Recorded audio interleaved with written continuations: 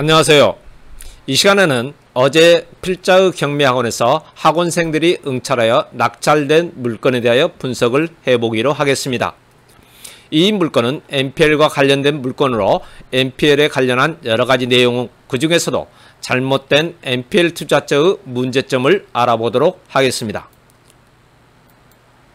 자, 필자는 경매와 관련한 다수 책자를 집필하였으며 최근 만화로 배우는 부동산 등기 책자가 출판됨으로 인하여 만화로 배우는 경매 시리즈 책자를 완성하였습니다.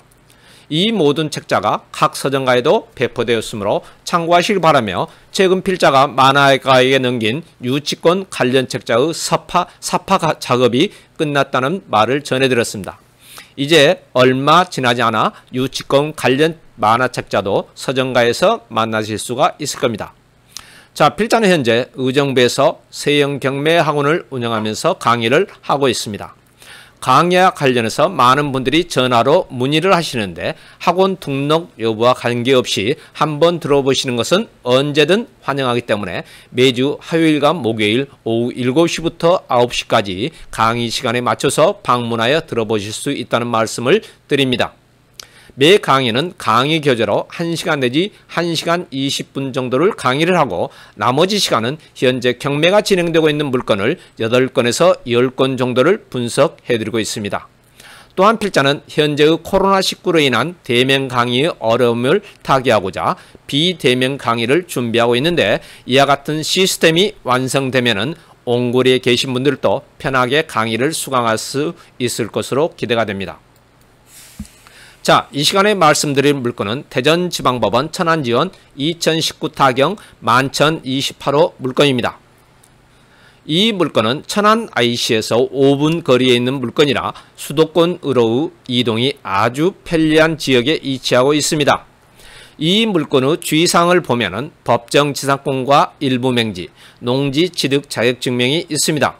참고로 아래에서 보여드리는 사례는 지지옥션 경매 사이트에서 발췌한 내용임을 알려드립니다. 자, 이 물건은 어제 입찰에서 2명이 응찰하여 필자의 학원생들이 최초 법삭 가격의 55.26%의 낙찰을 받았습니다. 먼저 필자가 누차에 말씀드렸던 일부 맹지란 말에 대하여 알아보겠습니다. 그림에서 보는 바와 같이 1, 2, 3번 물건이 공동담보로 근저당권을 설정하여 경매가 진행되는 경우, 1, 2, 3번 물건이 일괄 매각으로 경매가 진행되는 경우 일부 맹지란 말이 나옵니다. 즉, 그림에서 3번 물건은 맹지가 아니고 경매 물건의 일부인 1번과 2번 물건은 맹지일 경우 일부 맹지라는 말을 하는 겁니다. 그러므로 여러분들이 경매 물건을 볼 경우 일부 맹지라는 말이 나오면 아하, 맹지가 아닌 물건이구나, 이렇게 생각하시면 되겠습니다. 자, 이 물건도 일부 맹지라는 말이 있으나 맹지가 아닙니다. 보시는 바와 같이 노란색 부분이 도로이므로 이 물건은 전혀 맹지가 아닙니다. 자, 이 물건의 문제점은 법정지상권 성립 여부가 문제가 됩니다. 화면에서 보시는 바와 같이 본 물건은 천안 IC 인근에 위치하고 있습니다. 그리고 사진에서 보는 바와 같이 주택이 문제된다고 했고, 이 때문에 법정지상권이 문제가 된다고 했습니다. 보시는 바와 같이 신부동 38-23번지가 표시된 부분이 이 부분입니다. 위성 사진에서 보면은 주택이 존재하고 있는 것을 볼 수가 있습니다. 그런데 위 위성 지도는 최근의 것이 아닙니다. 그래서 노후뷰를 한번 보기로 하겠습니다. 노후뷰를 보니까 주택이 있던 부분이 철거가 되었고 철거한 부분이 있는 것을 볼 수가 있었습니다. 그래서 필자가 현장을 답사해 본 결과 정말 이와 같이 건물이 철거되었음을 확인할 수 있었습니다. 그러므로 법정지상권은 걱정하지 않으셔도 됩니다. 이제 NPL을 살펴보기 위해서 등기부를 확인해 보겠습니다. NPL을 보기 위해서는 등기부 갑구가 필요 없으므로 을구를 보기로 하겠습니다.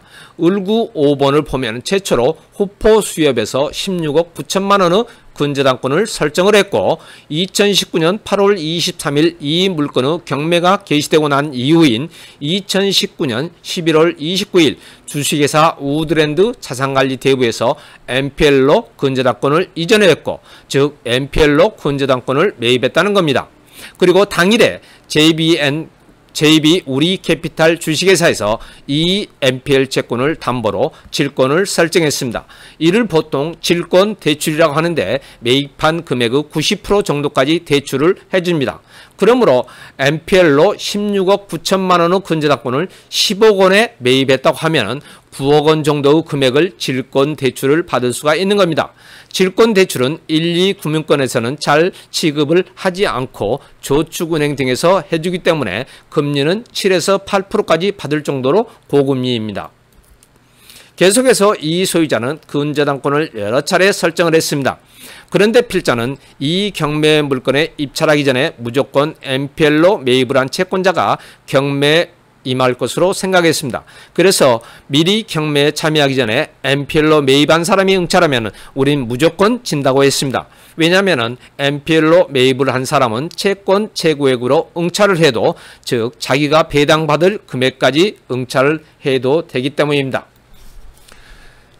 2019년 8월 23일 경매를 시작할 당시 청구액이 8억 9,600만 원 정도이므로 현재로 계산하면 9억 5천만 원 정도가 될 것이기 때문입니다. 그런데 우리는 5억 6,560만 원만 쓸 것이기 때문에 MPL로 매입한 사람이 응찰하면 게임이 안 되기 때문입니다. 그런데 다행히 응찰하지 않아 우리 아원생들이 낙찰을 받을 수가 있었습니다. 자, 또한 필자가 이 물건을 보면서 엄청난 근저당권을 설정했는데 과연 이 물건 말고 다른 담보 물건도 있는가를 확인해 보았습니다. 자, 보시는 바와 같이 근저당권 설정 내역을 보면은 공동 담보 목록이라고 나와 있습니다.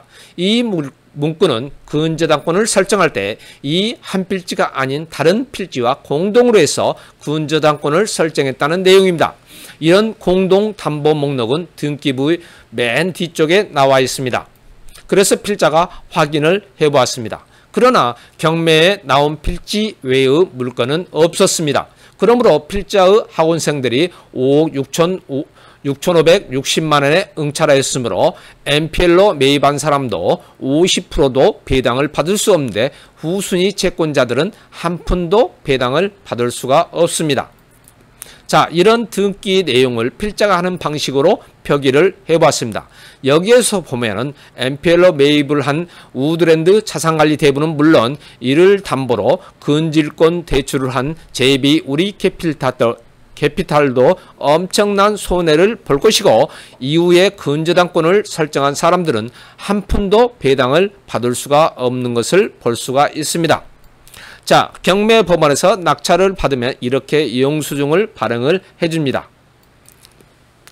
또한 이 경매 물건은 농지이므로 농지 취득 자격증명을 일주일 안에 제출을 해야 합니다. 그러므로 경매 법원에서는 이렇게 최고가 매수 신고인 증명 신청을 하면은 최고가 매수 신고인 증명을 해줍니다.